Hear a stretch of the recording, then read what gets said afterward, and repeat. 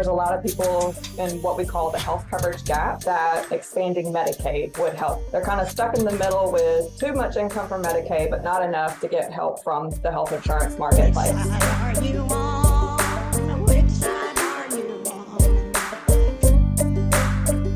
All right, folks, you are listening to the Valley Labor Report. This is Alabama's only union talk radio show. And I'm very excited. We have Debbie Smith on the show to talk to us about Cover Alabama, the very important work that they're doing at Cover Alabama, and how you can get involved. So, Debbie, good afternoon. Thanks for joining me. Thank you so much for having me today. I really appreciate it. Yeah, absolutely. So before we get into the work that you do and why folks should join the effort, I wanted to ask you just to introduce yourself. Tell us who you are, what's your role with Cover Alabama, and a little bit about your background. Yeah, so I'm Debbie Smith, and I am the campaign director for Cover Alabama at Alabama Arise. I recently took on this role back in December of 2022. Before I was the Cover Alabama campaign director, I was the Northeast Alabama organizer for Alabama Rise for about 5 years. So this work is not new to me. And even before I joined Arise, I also did health advocacy work in Mississippi at the Mississippi Health Advocacy Program for 6 years. Did some health advocacy work there, as well as some direct service work. I used to sign people up for health insurance coverage and help them if they had any issues with their insurance coverage, and including accessing Medicaid. So yeah, you've definitely been on the front lines of the healthcare fight here in the South. And if I'm not mistaken, I think we may have a hometown in common. Because I'm from Meridian, Mississippi, and I know maybe you've spent some time in Meridian. Is that right? Yeah, I claim Meridian. I was actually born in Virginia, but my dad was in the Navy and was stationed. That was the last place that he was stationed. Naval Air Base. So that's where I graduated high school. That's where I went to community college, where I met my husband. So yeah, I claim it as my hometown. Great. Yeah, it's always nice to run into fellow Meridian folks up here in Alabama. So that's awesome. Well, yeah. Debbie, and yeah, I got to know you when you were still in that role with Arise, doing good work out in the Scottsboro, Jackson, DeKalb County area. Yeah. So very excited to see you in this position. So tell us, what is Cover Alabama? Yeah, so the official language is we're a nonpartisan alliance of 120 community partners, consumer groups, businesses, healthcare providers, and faith groups advocating for the state of Alabama to provide quality, affordable health coverage to its residents and implement a sustainable healthcare system. So basically, we're just a group of organizations working together, trying to convince the state to expand Medicaid is really what it comes down to. Right. And I was going to ask you, kind of to explain what your mission is and what kind of work you're doing. But maybe before you dive into that too much, remind folks, what is Medicaid expansion? Why is that even, a topic of discussion? Yeah, it's a topic of discussion because there are a lot of people who have low incomes in our state and still don't have access to health insurance coverage. There's a lot of people in what we call the health coverage gap that expanding Medicaid would help with. So people in the coverage gap, they make too much for Medicaid to qualify for it as Medicaid is right now, but not enough to qualify to get help paying for their premiums on the health insurance marketplace through Obamacare. So they're kind of stuck in the middle with too much income from Medicaid, but not enough to get help from the health insurance marketplace. And a lot of people don't know that the income level for Medicaid is extremely stringent. Adam, do you know what the income level is for? It's like 4 figures or something, right? It's a very, very small amount in a year that you can make. It's very low. So for a family of 3, the monthly income limit is $372 a month. Wow. for a working adult to be able to access insurance coverage. Now that's if they have to have a child as well in order to be able to access that coverage.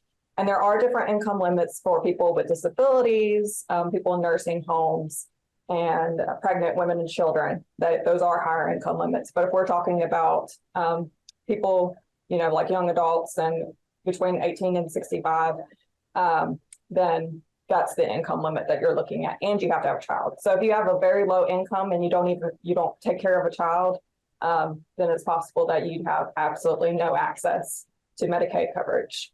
At the other end of the spectrum, again, you have to have that minimum income in order to get help to pay for health insurance coverage on the health insurance marketplace.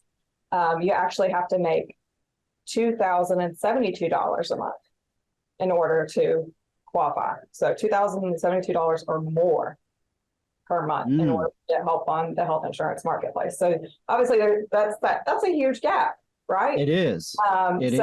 You can be to give you an example, a single mom with 2 kids, working 40 hours a week at nearly $12 an hour would make extremely too much for Medicaid as it is, but not enough to qualify for help on the health insurance marketplace.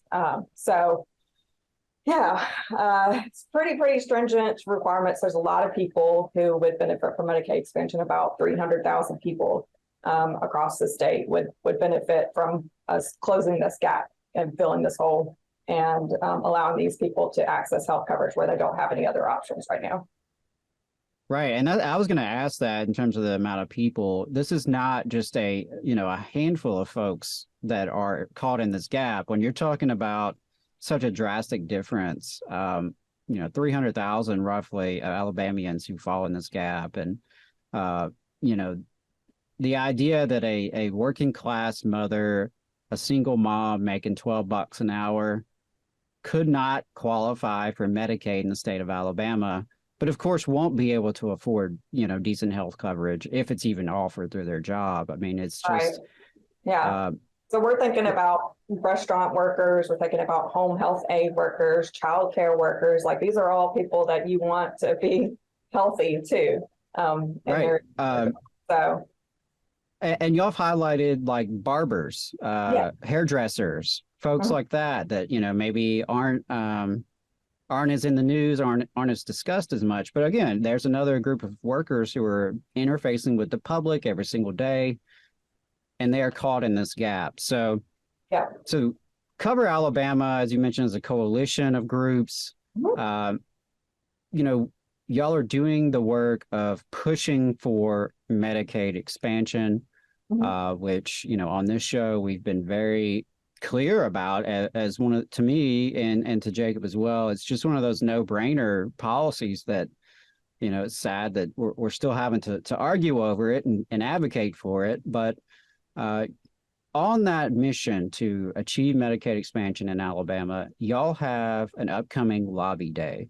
So could you tell us a little bit about your upcoming lobby day? When is it and what are you guys trying to do there? Yeah, so we're really excited about our upcoming lobby day. This is going to be Cover Alabama's very first lobby day since we launched in April of 2020. And basically, really, it's just a fancy rally that we're going to have at the State House for Medicaid expansion.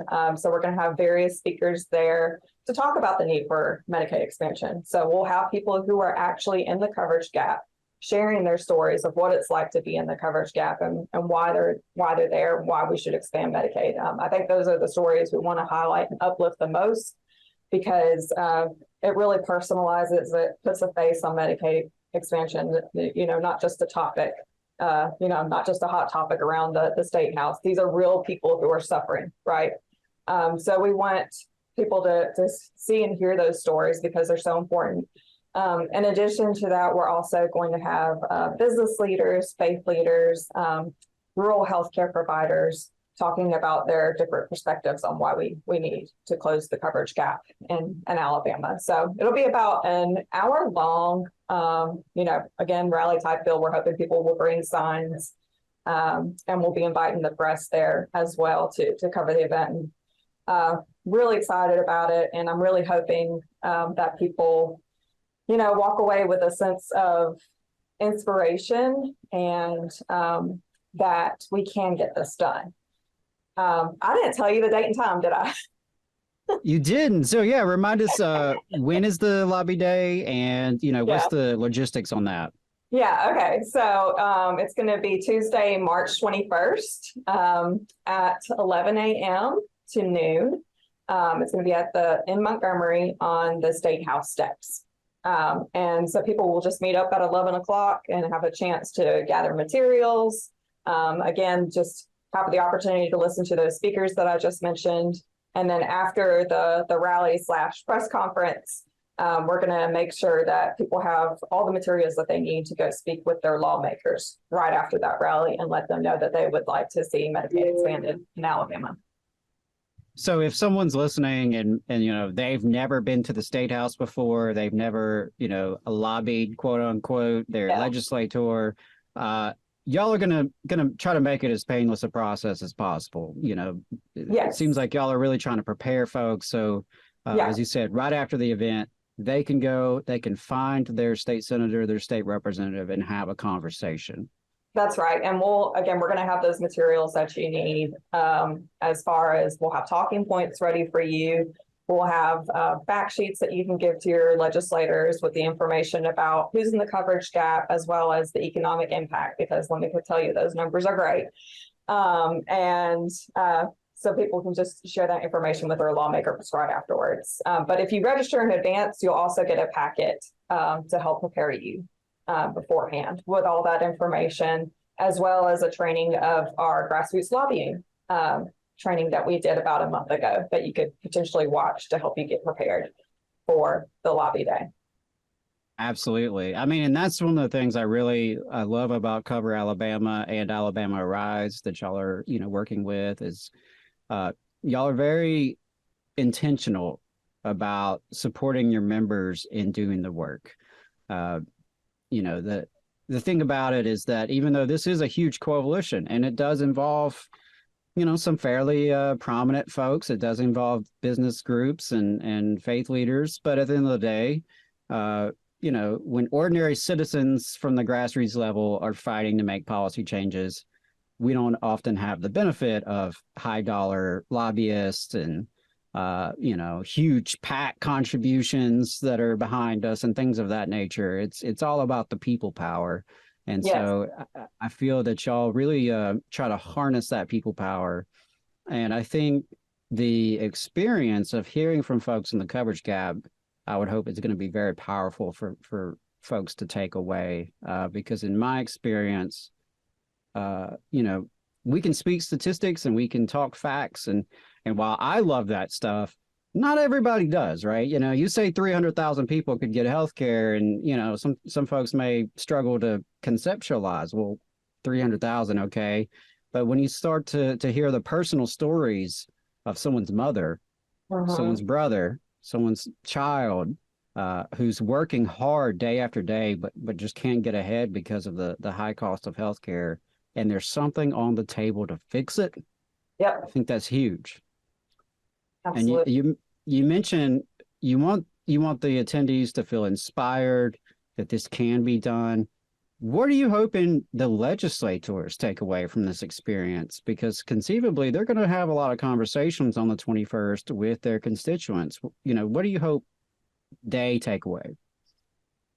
Yeah, well, that goal is to have as many constituents speak with them as possible, because they do claim that they haven't heard enough about Medicaid expansion from their constituents, which we know. Really? Yeah, we know that isn't true, but we like to make a real public display to show, like, for sure, like, look, dudes. Right. But look how many people we have here. But also, we have polling that shows that 70% of Alabamians already support Medicaid expansion.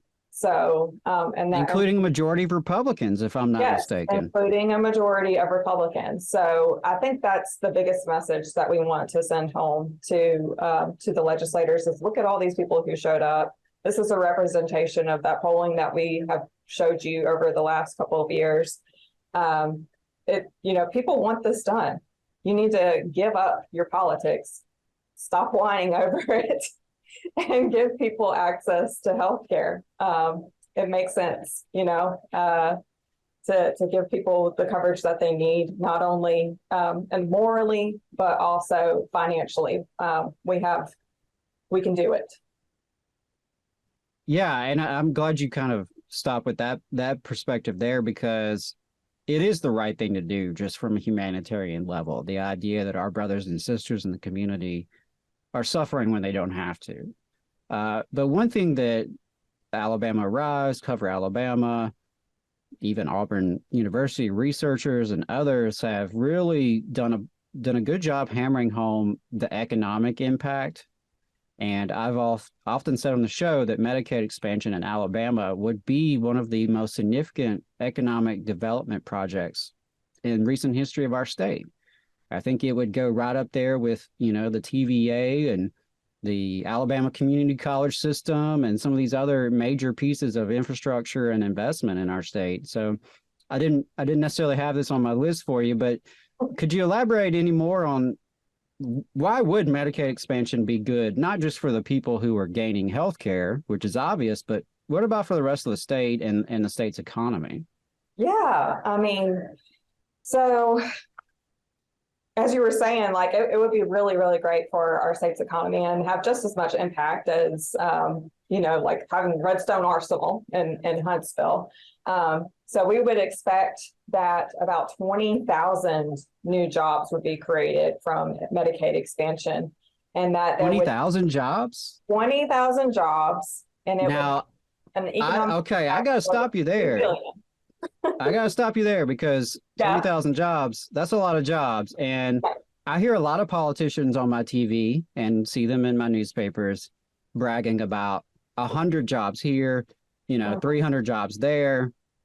You're telling me Medicaid expansion could create up to 20,000 jobs in the state of Alabama? According to the Public Affairs and Research Council of Alabama, that's the number that they came up with. If we want to get really specific, it's 20,083 new jobs in the state of Alabama that would be created as a part of Medicaid expansion. And on top of that, we would see an estimated $2 billion economic impact per year on the state of Alabama. And it would actually save our general fund money if we were able to expand Medicaid. So there's just really no viable reason to not expand Medicaid at this point. And it would also help us keep a healthy workforce, right? So a lot of times you might hear that folks, if they have health coverage through Medicaid, then they may not want to go to work. But I think it's just the opposite. Like if you're able to get health coverage, let's say that you have diabetes and you're able to get Medicaid and get your insulin, and you're able to be treated, then you're able to go back to work, right? So whatever ailment or illness that you have that's preventing you from work, you can get treatment by having Medicaid coverage, and it would be able to help you get back to work. So I don't think people look at that impact enough as well. Yeah, I think that's a great point. And I have heard a little bit of those arguments coming from certain circles that maybe it disincentivizes people to work, but that just truly, to me, makes no sense whatsoever.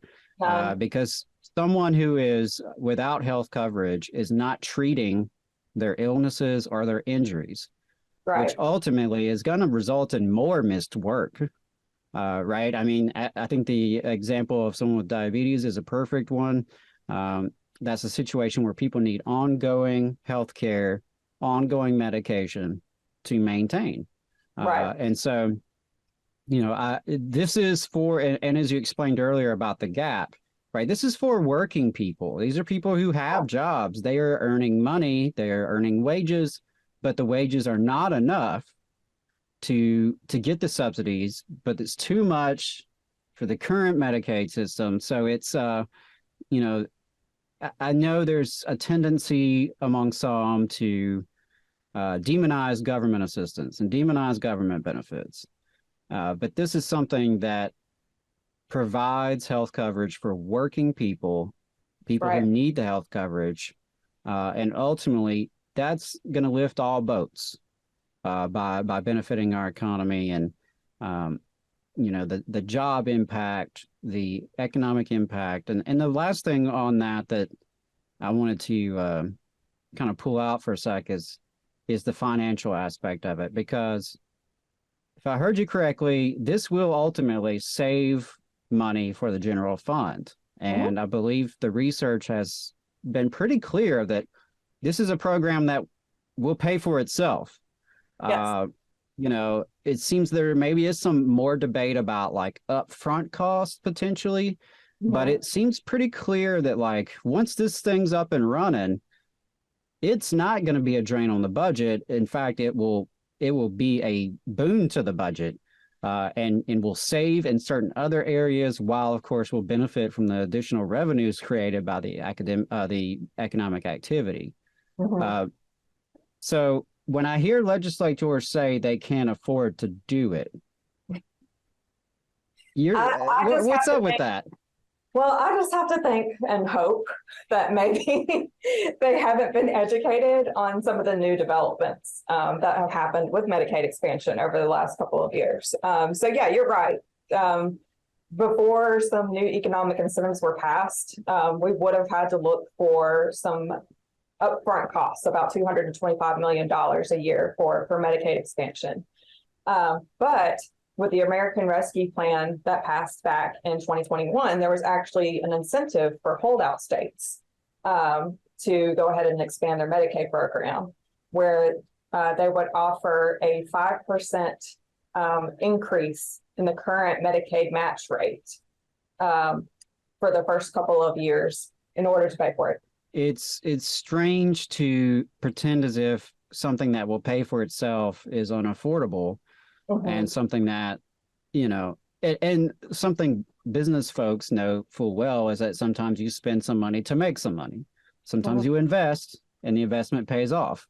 And this, to me, seems like an investment in the people of Alabama and the health and well-being of Alabama. And it's an investment that will pay off. And I'll ask you this, is there any state that's expanded Medicaid that has reversed it? No. To your knowledge? No, none have reversed it. We are actually up to 39 states that have expanded Medicaid so far. It really looks like North Carolina is going to do it very soon. It just passed their House, and their Senate and House announced a deal literally last week that they agreed on, that they said that they're going to pass very soon. So really excited for North Carolina. Looks like they'll be number 40. I want us to be number 41.